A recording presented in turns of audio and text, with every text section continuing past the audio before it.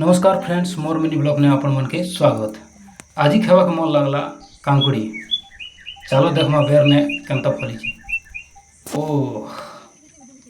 देखो छोट छोट हिचे बड़ बड़ भी हिचे टिके टिके देखमा के नोड डोरा खावा लगी नोड मिलला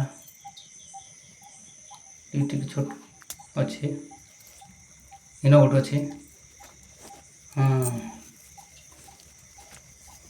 कांकेर खाबार मजा भाई नून टिक बाटी कर खावा बोले बहुत मजा लगसे। दही दमा टिके देखो दुईटा मिला छोट छोटा नून टिक बाटी मांगमा तापर नून संगे कांकुड़ी खाबार मजा अलग है। चलो खाई पकामा मुई आरो मोर झील बसिक कांकुड़ी के खाई पकासु बहुत भल लगुसी और खाई पकतीसु। ओ